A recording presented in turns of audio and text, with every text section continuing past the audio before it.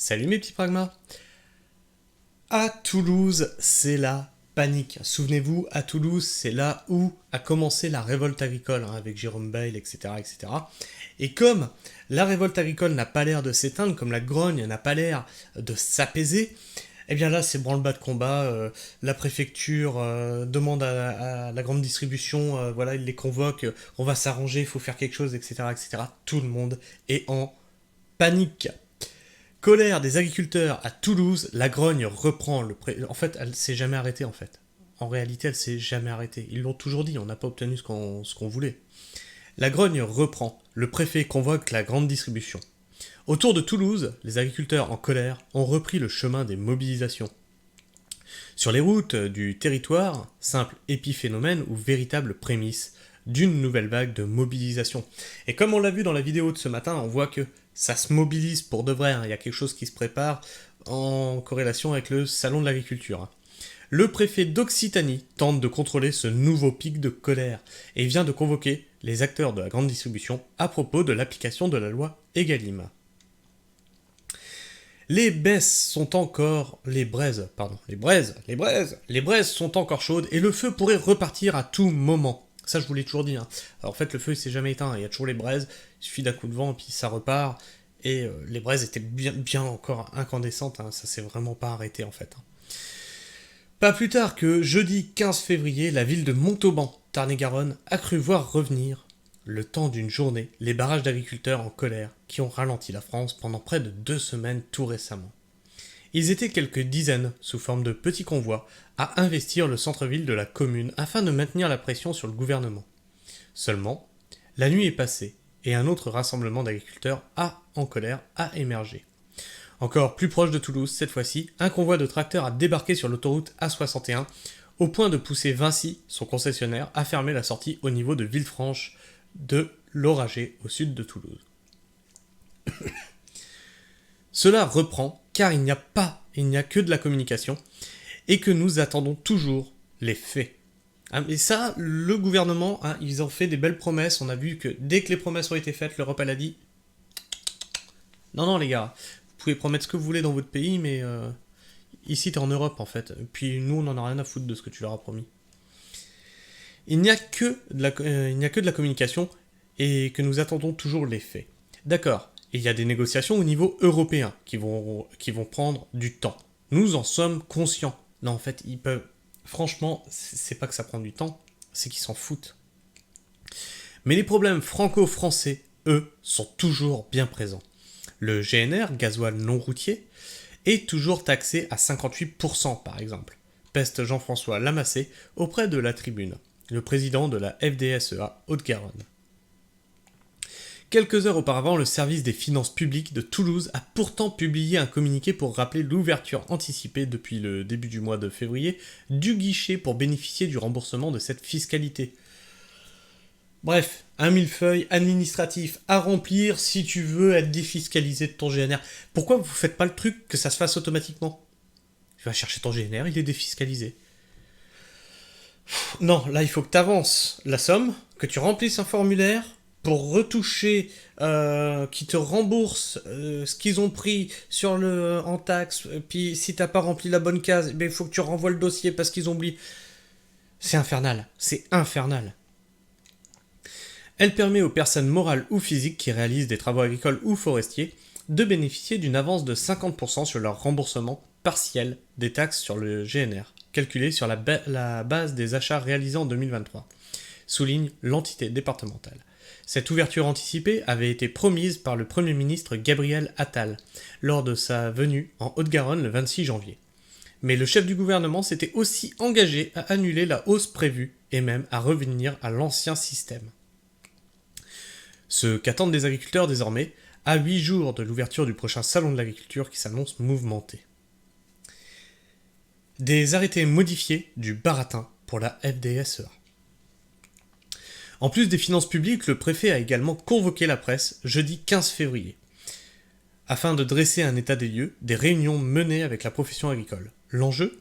Calmer ce regain de colère des agriculteurs, alors que Toulouse et l'Occitanie ont été l'épicentre du mouvement de colère initial. Ils ont bien peur que là ça reprenne et ça enflamme toute la France, hein. Parce que ça a été le point de départ, Toulouse. Hein. Nous avons entamé un travail soutenu de simplification dans le cadre d'une collaboration très constructive avec la Chambre d'agriculture de Haute-Garonne. Ouais, simplification, alors j'ai vu des trucs passer. La simplification administrative, c'est rajouter des documents en fait. Ça simplifie rien. Donc avec la Chambre d'agriculture de Haute-Garonne et les forces syndicales. L'objectif était de faire en sorte que des textes parfois anciens aient encore une utilité aujourd'hui, en les mettant au goût du jour. Cela a mené à un travail de très bonne facture, estime le préfet de Haute-Garonne et d'Occitanie, Pierre-André Durand. Au total, ces réunions de travail ont permis de revisiter 4 arrêtés préfectoraux à l'échelle locale.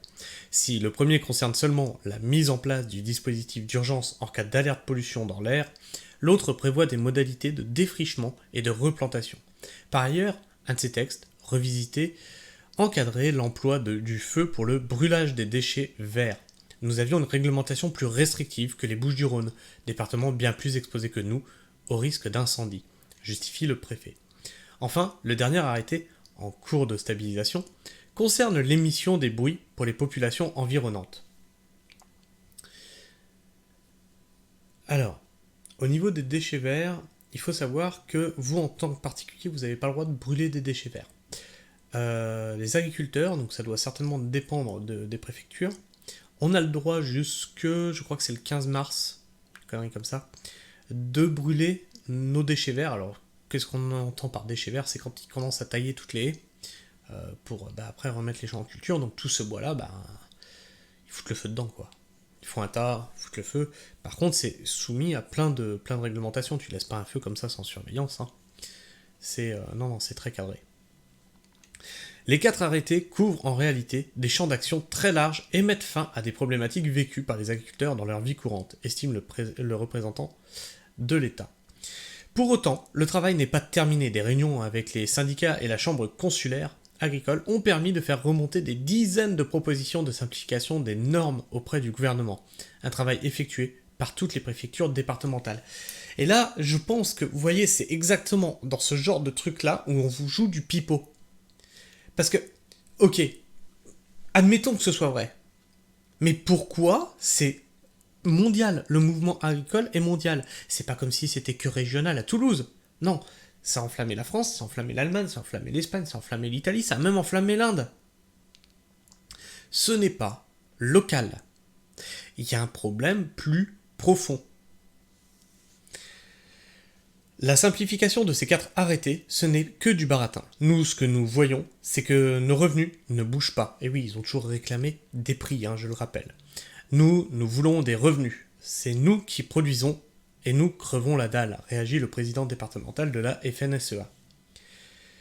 Une réunion la semaine prochaine sur Egalim. Si la grogne des agriculteurs a démarré en Occitanie, c'est particulièrement parce que la question de leurs revenus est un sujet sensible sur ce territoire. La région est l'une de celles où ils sont le moins rémunérés.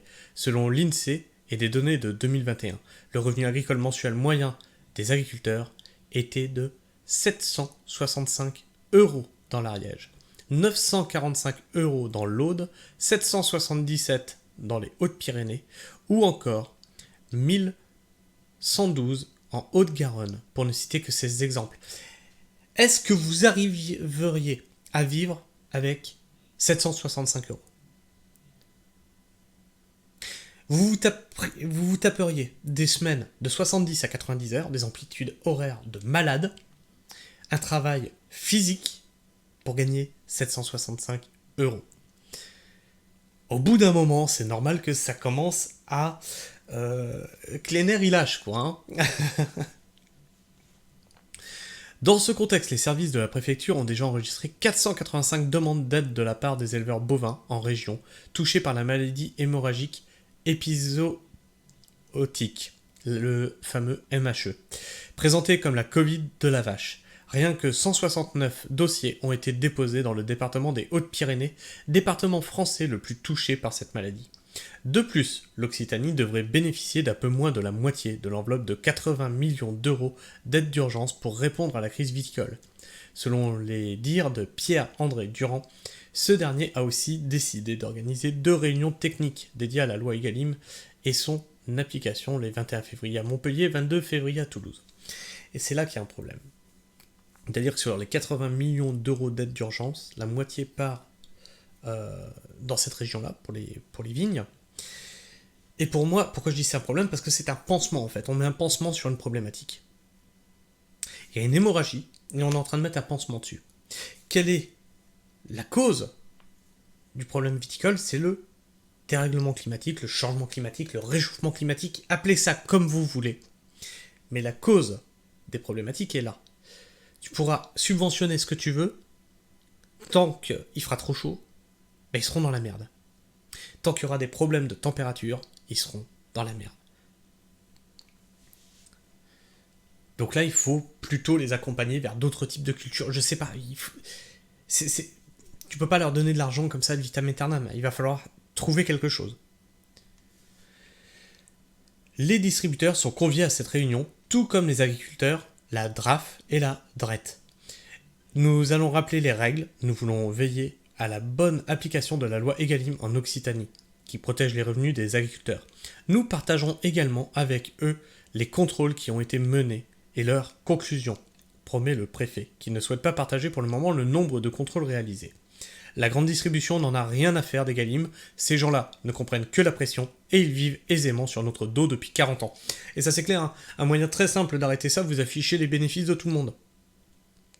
Le chiffre d'affaires et le bénéfice. De tous les intermédiaires.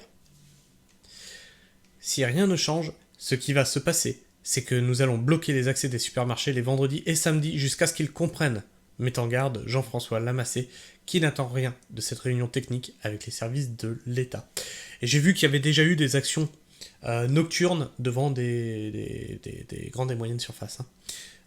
Donc, cette discussion ne mène à rien, les agriculteurs se sentent lésés, et donc la grogne continue et va s'amplifier, je pense, elle va s'amplifier. Le point d'orgue, ça va être le salon de l'agriculture. Enfin bref. Je sais pas ce que vous pensez de tout ça, mais en tout cas n'hésitez pas à me le dire dans les commentaires, en discuter entre vous, hein, dans le respect mutuel. Partagez-moi votre avis et votre opinion.